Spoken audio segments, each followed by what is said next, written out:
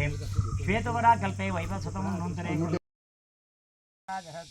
कांतायाः जनानां सुतान फलं दुतान सितग्रहं शुभदशे फलाप्तज्ञानचर्चामार्गे प्राप्तमहद्दशायाः द्विपदचतुष्पदकस्यां क्षेमस्थैर्यविजयापि उत्तराभाद्रा नक्षत्रे मीनराशौ जाताया दीपादीनाम्न्याः ಜನ್ಮಾಷ್ಟಮ ಭಾವೇಶವಾಗಿರತಕ್ಕಂಥ ನಾಗನಿಗೆ ಪ್ರತ್ಯಕ್ಷವಾದಂತಹ ಈ ಬೇಸಿಗೆ ಉರಿ ಬಿಸಿಲಿನಲ್ಲಿ ನಾಗನಿಗೆ ಬಿಸಿಯಾಗ್ತದೆ ಅಂತಕ್ಕಂಥ ಭಾವನೆ ನಂಬಿಕೊಂಡು ಬಂದವರು ನಾವು ಈ ಸಂದರ್ಭದಲ್ಲಿ ನಾಗನನ್ನು ತಂಪು ಮಾಡಿಕೊಂಡಾಗ ಮಾಡುವ ಅಭಿಷೇಕದಿಂದ ಅರ್ಚನೆಯಿಂದ ಆರಾಧನೆಯಿಂದ ಆತ ಸಂತೃಪ್ತನಾಗಿ ನಂಬಿರತಕ್ಕಂಥ ಸಕಲ ಕುಟುಂಬದವರಿಗೆ ಬಂದಿರತಕ್ಕಂಥ ಬರಬಹುದಾದ ಎಲ್ಲ ರೀತಿಯ ಉರಿಗಳನ್ನು ತಾಪಗಳನ್ನು ಶಾಪಗಳನ್ನು ಪಾಪಗಳನ್ನೆಲ್ಲ ಪರಿಹಾರ ಮಾಡಿ ಮುಂದೆ ಅನುಗ್ರಹ ಆಗುವ ರೀತಿಯಲ್ಲಿ ನೀವೆಲ್ಲ ಸೇರಿ ದೇವರಿಗೆ ಅಭಿಷೇಕವನ್ನು ಮಾಡಿ ಆ ಮೂಲಕ ದೇವರ ಪ್ರಸಾದವನ್ನು ವರವಾಗಿ ಪಡೆದು ಆಶೀರ್ವಾದ ಮಾಡಿ ನಮಗೆ ಕೊಡಬೇಕು ಅಂತ ಸಂಕಲ್ಪ ಮನಸ್ಸಿನಲ್ಲಿ ಇರಿಸಿಕೊಂಡು ಆ ಕಾಯಿ ಮುಟ್ಟಿ ಬಿಡಿಯಮ್ಮ ನೀವು ಕೂಡ ಆಯ್ತಾ ಇಲ್ಲಿ ಇಟ್ಟುಕೊಳ್ಳುವ ತಗೊಳ್ಳಿ ಹಾಗೆ ಅವರಿಗೆ ಕೂದಲಿಂದಲೇ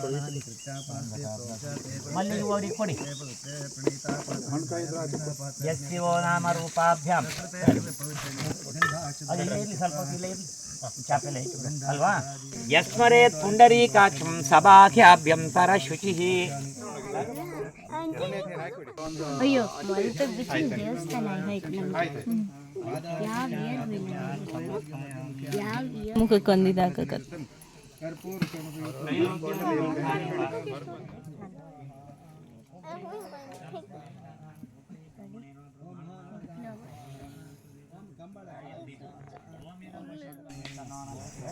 ಅಫೇರಿ ಅಕ್ಕರೆ ಸುಮ್ಮನೆ ಹೋಗಿ ಬರ್ ಹಂಗೆ ಟಾಪ್ ನಂದು ಸೀಕ್ರೆಟ್ ಯಾವ ಟಾಪ್ ಹಾಕ್ತೀನಿ ಯಾವುದು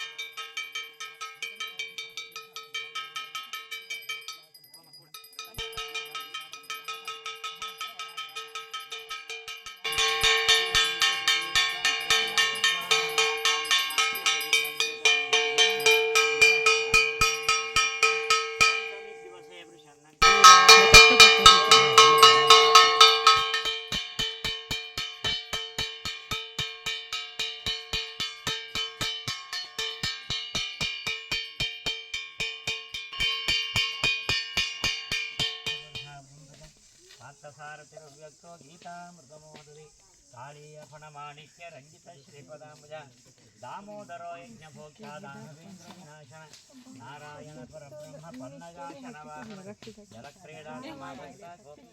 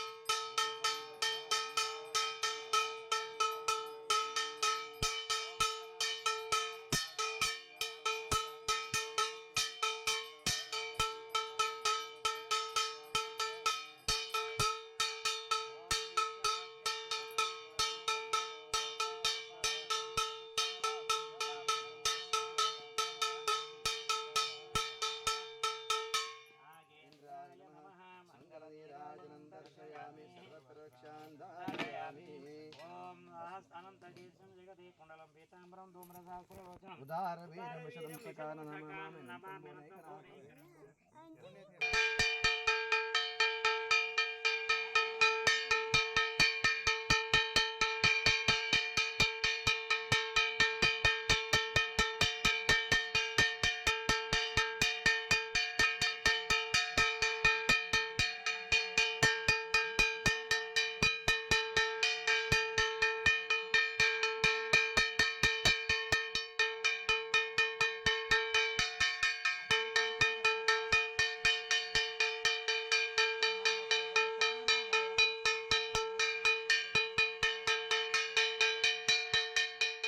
ನಿಮ್ಮ ಹಿಂದಿನವರೆಲ್ಲ ನಂಬಿಕೊಂಡು ಬಂದಿರತಕ್ಕಂಥ ನಾಗರನ್ನು ಪುನಃ ಜೀರ್ಣೋದ್ಧಾರ ಮಾಡಿದರು. ಹೊಸದ ಕಟ್ಟೋದಕ್ಕಿಂತ ಇದ್ದದನ್ನೇ ಜೀರ್ಣೋದ್ಧಾರ ಮಾಡಿದರೆ ಒಂದು ದೇವಸ್ಥಾನಕ್ಕಿಂತ 1,000 ದೇವಸ್ಥಾನ ಕಟ್ಟಿದಂಥ ಫಲ ಬರ್ತದೆ ಅಂತ ಹೇಳ್ತಾರೆ. ದೇವಸ್ಥಾನ ಆಗಿರಲಿ, ನಾಗನ ಕಟ್ಟ ಇರಲಿ, ಅಥವಾ ದೈವದ ಗುಡಿ ಆಗಿರಲಿ. ಆದ್ದರಿಂದ ವಿಶೇಷವಾಗಿ ಆ ಒಂದು ನಾಗನನ್ನು ಜೀರ್ಣೋದ್ಧಾರ ಮಾಡಿ ವಿಶೇಷವಾಗಿ ಪ್ರತಿ ವರ್ಷ ಕೂಡ ಇಂಥ 9 ಕಲಶ ಹೋಮನ ಮಾಡಲಿಕ್ಕೆ ಹೇಳಿದರು. ಯಾಕಂತ ಹೇಳಿದರೆ ನಾವು ನಿನ್ನೆ ಬೆಳಿಗ್ಗೆ ಊಟ ಮಾಡಿರ್ತೇವೆ, ಬೆಳಿಗ್ಗೆ ಎದ್ದು ಚಹಾ ಕುಡಿತೇವೆ, ತಿಂಡಿ ತಿಂತೇವೆ, ಮಧ್ಯಾಹ್ನ ಹೊಟ್ಟೆ ಬರಿಯಷ್ಟು ಊಟ ಮಾಡ್ತೇವೆ, ರಾತ್ರಿ ಮತ್ತು ಕಂಠದವರೆಗೆ ತಿಂತೇವೆ. ಇವತ್ತು ಬೆಳಿಗ್ಗೆ ಆದರೂ ಪುನಃ ಎಲ್ಲ ಖಾಲಿ ಆಗಿರ್ತದೆ, ಪುನಃ ನಾವು ತಿನ್ನಬೇಕಾಗ್ತದೆ ಕೆಲಸಕ್ಕೆ ಹೋಗ್ಬೇಕಾದ್ರೆ. ಅದೇ ರೀತಿಯಾಗಿ ದೇವರಿಗೂ ಕೂಡ ಹಾಗೆ ನಾವು ವರ್ಷಕ್ಕೊಮ್ಮೆ ಪೂಜೆ ಮಾಡಿದರೆ ದೇವರ ಮಾನದಲ್ಲಿ ನಮಗೆ 365 ದಿವಸ ನಂತರ 1 ವರ್ಷ ಆದರೆ ದೇವರಿಗೆ ಆ 365 ದಿವಸ ಅನ್ನೋದು 1 ದಿವಸ ಅಂತಾರೆ. ಆದ್ದರಿಂದ ನೀವು ದಿವಸಲೆಲ್ಲ ನೋಡಿರ್ಬೋದು. ನೀವು ಮಕ್ಕಳಿಗೆಲ್ಲ ಬರ್ತಡೇ ಅಂತ ಈಗೆಲ್ಲ ಮಾಡಲಿ ಶುರು ಮಾಡಿದ್ದಾರೆ, ಹೊರದೇಶದಲ್ಲೆಲ್ಲ ಬಂದಿದೆ ಅಲ್ವಾ. ಅದೇ ರೀತಿಯಾಗಿ ದೇವಸ್ಥಾನದಲ್ಲಿ ಹೋದರೆ ರಥೋತ್ಸವ ಅಥವಾ ಗೆಂಡೋತ್ಸವ ಅಥವಾ ಜಾತ್ರೆ ಅಂತ ಕರೀತಾರೆ. ಅಂತ ಹೇಳಿದ್ರೆ ವರ್ಷಕ್ಕೆ ಒಮ್ಮೆ ಮಾಡಿದರೆ ಆ ದೇವತೆಗಳಿಗೆ ಪ್ರತಿ ದಿವಸ ಹವಿರ್ಭಾಗ ಕೊಟ್ಟಾಗ ಆಗ್ತದೆ. ಅದೇ ರೀತಿಯಾಗಿ ಇಂತಹ ಕಾರ್ಯಕ್ರಮ ಮಾಡಿದರೆ ದೇವಮಾನದಲ್ಲಿ 1 ದಿವಸ ಇವತ್ತು ಮಾಡಿದರೆ ನೀವು ಬರೋಷ್ಟಕ್ಕೆ ಮಾಡಿದರೆ ದೇವರಿಗೆ ಮಾಣಿಸ ಕೊಟ್ಟಾಗ ಆಗ್ತದೆ ಅಂತೇಳಿ. ಆದ್ದರಿಂದ ನಿತ್ಯವೂ ಕೂಡ ಇಂತಹ ಸೇವೆಯನ್ನು ಮಾಡಲಿಕ್ಕೆ ಹೇಳಿದ್ದಾರೆ. ಆದ್ದರಿಂದ ವರ್ಷಕ್ಕೊಮ್ಮೆ ಆದರೂ ಕೂಡ ಇಂಥೆಲ್ಲ ಕಾರ್ಯಕ್ರಮಗಳನ್ನು ಮಾಡಲಿಕ್ಕೆ ಹೇಳಿದ್ದಾರೆ. ಚೈತನ್ಯ ಆ ದೇವರಲ್ಲಿ ಕಡಿಮೆ ಆದಾಗ, ಯಾಕಂತೇಳಿ ನಿನ್ನೆ ಹೇಳಿದಾಗೆ ನಮ್ಮಲ್ಲಿ ನಿನ್ನೆ ಏನು ತಿಂದಿದ್ದೇವೆ ಎಲ್ಲ ಕರಗಿ ಹೋಗ್ತದೆ. ಇವತ್ತು ಪುನಃ ನಮ್ಗೆ ಕೆಲಸ ಮಾಡಬೇಕಾದ್ರೆ, ಶಕ್ತಿ ಬರಬೇಕಾದ್ರೆ, ಚೈತನ್ಯ ಬರಬೇಕಾದ್ರೆ ಪುನಃ ಊಟ ಮಾಡಬೇಕಾದ್ರೆ, ತಿಂಡಿ ತಿನ್ನಬೇಕಾದ್ರೆ. ಅದೇ ರೀತಿಯಾಗಿ ಕಳಶ ಮಾಡಿದಿದ್ರೆ ಬಟ್ಟೆ ಸಾಕಾತಿಲಿಕ್ಕೆ ಅಂದರೆ ಸಾಕಾಗೋದಿಲ್ಲ. ಕಳಶ ಮಾಡಿದ್ರೆ ಕಣ್ಣು ಮುಗ್ದು ಹೋಗ್ತದೆ. ಈ ವರ್ಷಕ್ಕೆ ಪುನಃ ಮಾಡಬೇಕಾದ್ರೆ ದೇವರಲ್ಲಿ ಚೈತನ್ಯ ಬರಬೇಕಾದ್ರೆ, ಯಾಕಂತ ಹೇಳಿದ್ರೆ ಆ ನಿತ್ಯ ಪೂಜೆಯಲ್ಲಿ ಲೋಪ ಆದಾಗ ಅಥವಾ ಆ ಕೊಡುವಂಥ ದ್ರವ್ಯದಲ್ಲಿ ಏನಾದರೂ ನ್ಯೂನತೆ ಇದ್ದಾಗ ಅಥವಾ ಏನಾದರೂ ಮೈಲಿಗೆ ಆದಾಗ, ಮಡಿ ಕಡಿಮೆ ಆದಾಗ, ಹೂವಿನಲ್ಲಿ ಏನಾದರೂ ಲೋಪ ಇದ್ದಾಗ, ಬತ್ತಿಯಲ್ಲಿ ನೇವದಲ್ಲಿ ಯಾವ್ದಾದ್ರು ಲೋಪ ಆದಾಗ ಆ ದೇವರಲ್ಲಿ ಚೈತನ್ಯ ಅನ್ನುವಂಥದ್ದು ಒಳಮುಖ ಆಗ್ತದೆ. ದೇವರಲ್ಲಿ ಕಲೆ ಕಡಿಮೆ ಆಗುವುದಿಲ್ಲ, ದೇವರಲ್ಲಿರ್ತಕ್ಕ ಶಕ್ತಿ ಅನ್ನೋದು ಒಳಮುಖ ಆಗ್ತದೆ ಅಂತೇಳಿ ಅದನ್ನು ಬಹಿರ್ಮುಖ ಮಾಡಬೇಕಾದ್ರೆ ನಿತ್ಯ ಪೂಜೆ ಮಾಡಬೇಕಾದ್ರೆ ಅದು ಕಷ್ಟ ಸಾಧ್ಯ. ತಿಂಗಳಿಗೊಮ್ಮೆ ಸಂಕ್ರಾಂತಿ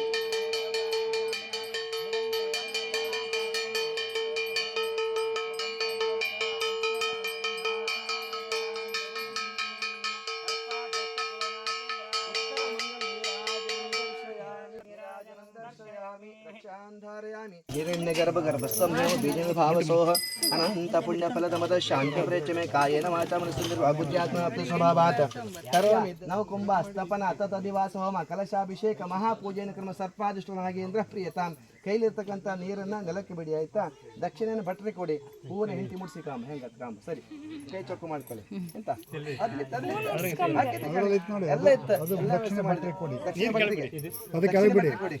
ಹೂವನ್ನ ಹೆಂಡತಿ ಮುಡಿಸಿ, ತುಳಸಿ ಬಲಕ್ಕೆ ಇಟ್ಕೊಳ್ಳಿ, ಮುಡಿಸಿ ಹೆಂಗತ್ ಕಾಂಬ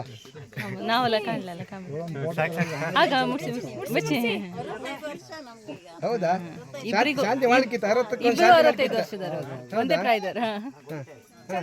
ಕಾಣಿ ಮಕ್ಕಳೆಲ್ಲ ಸರಿ ಆಕಿ ಹೂ ಕೊಳ್ಳಿ 3 ಸರಿ ಕುಡಿದು ಕೇಶವಾಯ ನಮಃ, ನಾರಾಯಣಾಯ ನಮಃ, ಪುನಃ ಕುಡಿದು ಗೋವಿಂದಾಯ ನಮಃ, ಪುನಃ ಕೈ ತೊಳ್ಕೊಳ್ಳಿ ಆಯ್ತಾ. ಕೈ ಮುಕ್ಕೊಳ್ಳಿ, ಗೋವಿಂದಾಯ ನಮಃ, ವಿಷ್ಣವೇ ನಮಃ. ಆಪಾದಮತಿ ಪೂರ್ಯಂತಂ ಗುರುಣಾಂ ಆಕೃತಂ ಸ್ಮರೇತ್ ತೇನ ವಿಘ್ನಪಿ ನಶ್ಯಂತಿ ಆಪದಾಮಪಹರ್ತಾರಂ.